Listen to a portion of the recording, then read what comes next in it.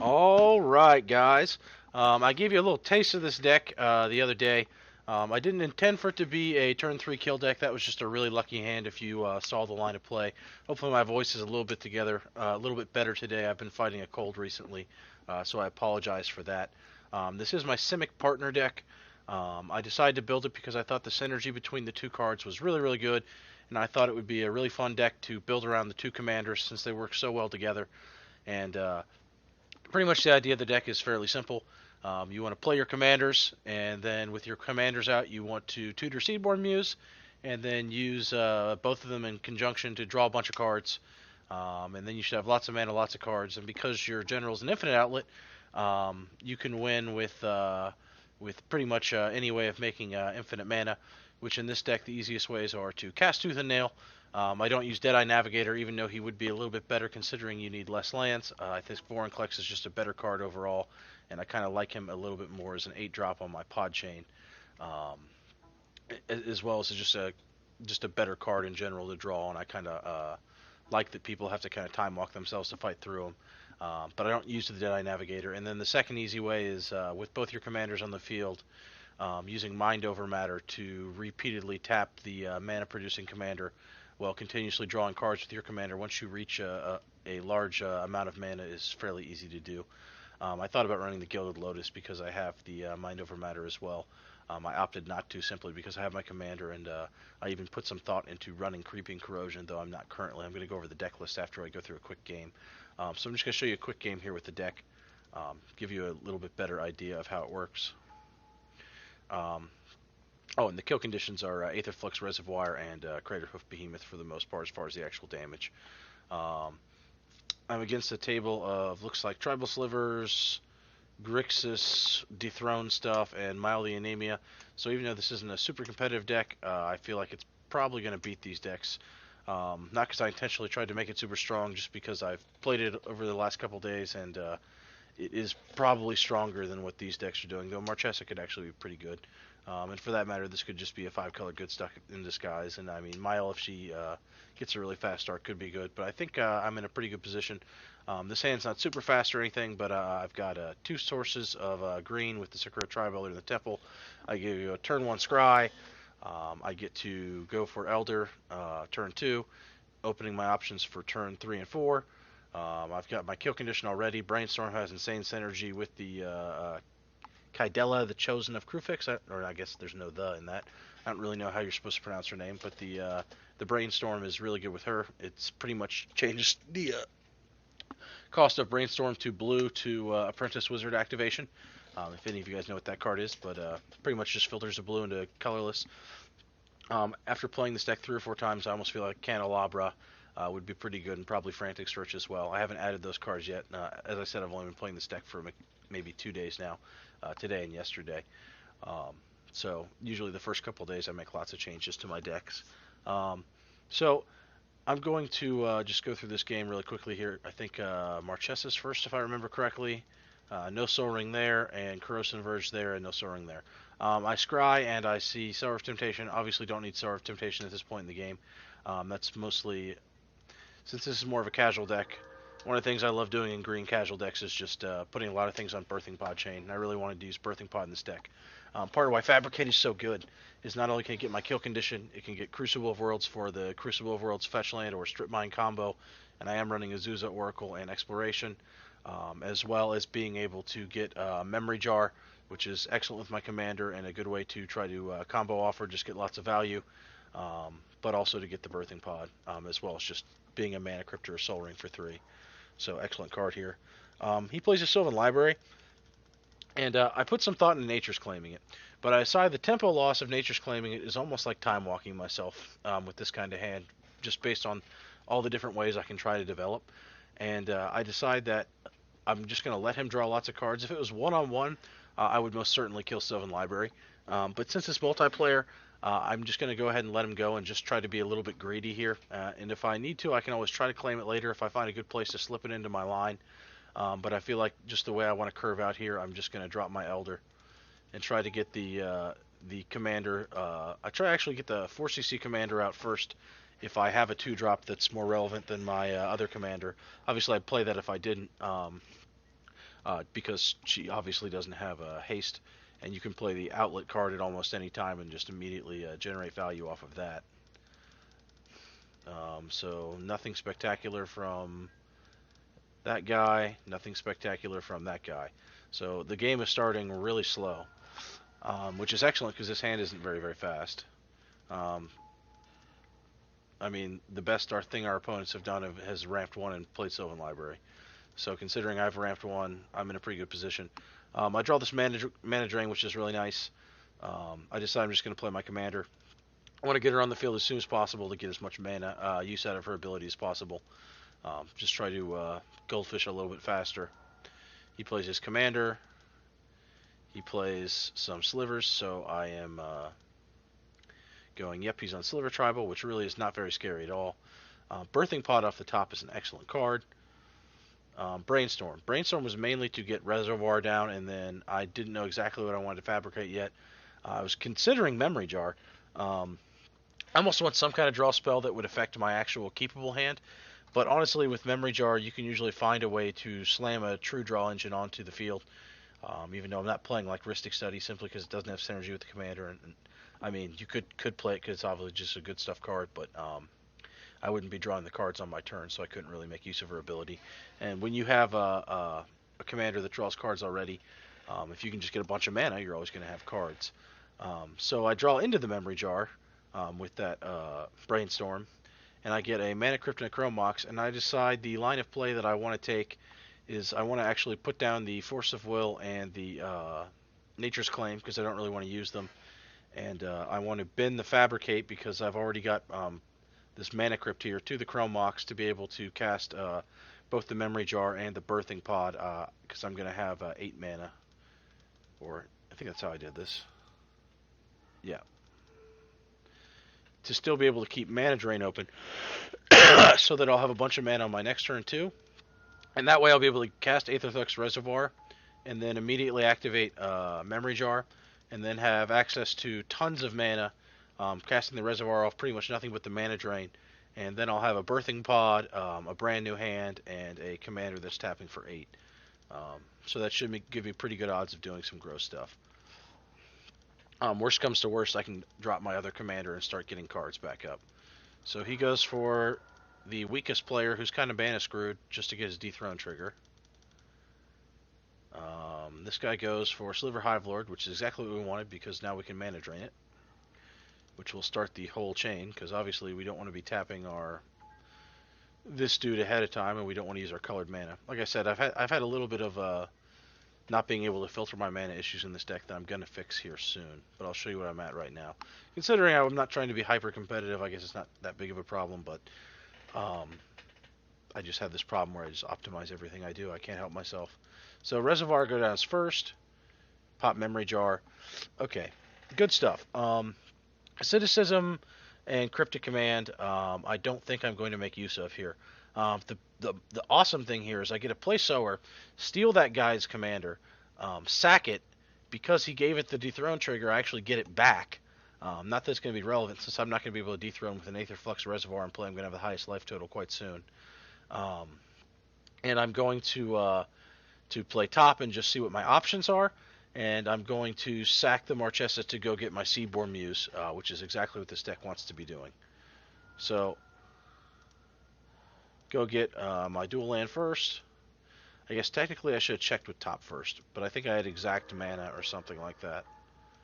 Should have checked with top first, because I could have potentially not played Arbor Elf if the first activation wasn't good, but it ends up working out for me here.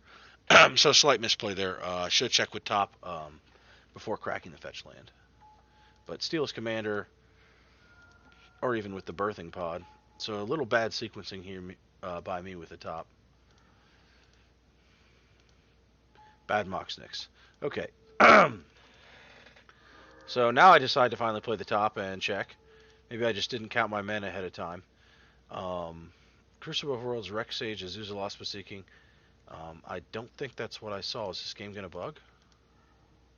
Yes. This game is going to bug. Okay. That's unfortunate. Because where did all that mana go, right? What I really found, which even with the bad sequencing, is I found a Cyclonic Rift, I flop topped and Cyclonic Rifted, and then I dropped my commander, and the Arbor Elf, which was the exact amount of mana to do that. So it ended up being really, really good. That I wasted the sequencing, and I just kind of got lucky there, and I was able to rift everything off the board, and they were pretty much screwed at that point because now I have my little combo online with these two, and Seaborn Muse, and I'm scrying and drawing 3-4 cards a turn. And while I don't have this Cryptic Command because the jar goes away, I do have a Force of Will in that hand, which I can easily hard cast at 5 with Seaborn Muse out, and they pretty much all scoop within like one board. And then on my next turn, I'm able actually on my next turn I think I end up passing again, even though I could probably have won on turn, but I think because this guy didn't scoop yet, and yeah, I had like a Chord of Calling and like all sorts of insane stuff at that point. So unfortunately, this game bugged. I'm not sure what's bugging my games with this creature, but yeah, as you can see, the critical turn's been hit and the writing's on the wall.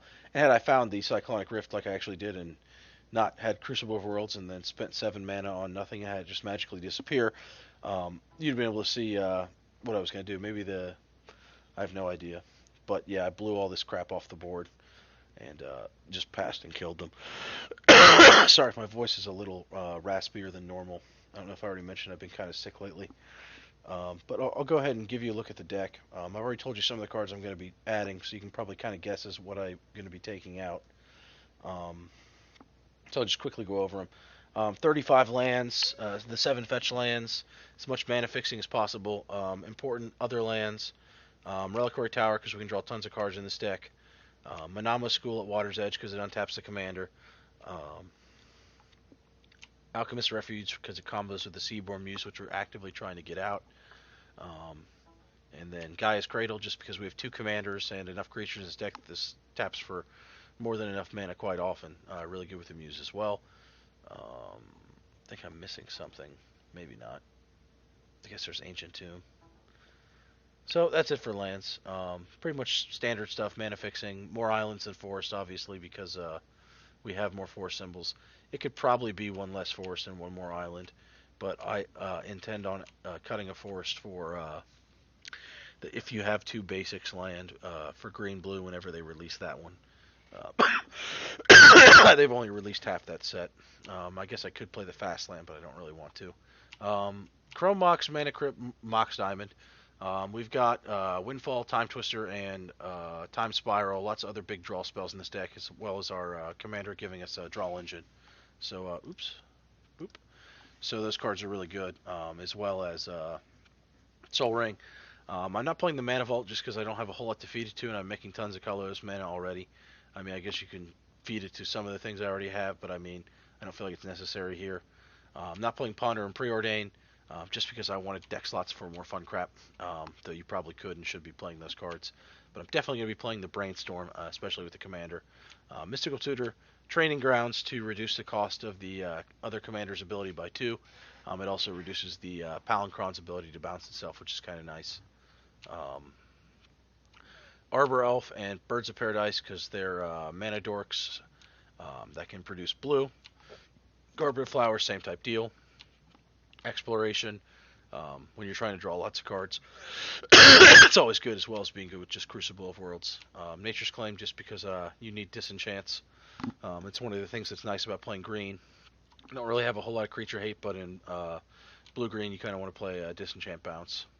Map, because it can find Cradle or the Alchemist Refuge mainly, and it's better than just playing the 2-mana green spell, because Trinket Mage can go find it later in the game, and you can get big mana with this card instead of little mana like you would early with the Soul Ring. Top is really good with both my commanders, as well as Future Top combo, which is excellent with my commanders. Arcane Denial, just because I want some protection for my board state. I really don't want to get Wrath in this deck, so I want my counters to count. That's why I'm not playing Remand. To that effect, Delay is pretty much a hard counter. Cyclonic Rift is really, really good in this type of shell. Merchant Scroll, just a 2-mana blue tutor to find most of the time, counter spells or the mana drain. Can also get the Rift, can go get Intuition or Mystical Tutor to find something else. It's not particularly amazing in this deck, but it's still worth playing. Image is good to cast on the Pollencron to make infinite mana if you don't have the Vorinclex. Just a general good card to have on Pod Chain at 2 if you want to pot a dork away. Though don't see myself potting dorks away that often, considering I have other things on the curve, so I guess it's not super important. But that's part of the reason I'm not playing the Gilded Drake. I feel like it's more important to play it at 4 if I want to have it as a pod target to steal things. Counterspell and Mana Drain again, just some cheap protection that I can use proactively early, and also use to defend my commanders. Nature's Lore, Regrowth, Sakura Tribe Elder, Sylvan Library, 3 visits, all standard stuff. Fabricate, as I mentioned, gets really a wide variety of targets in this deck.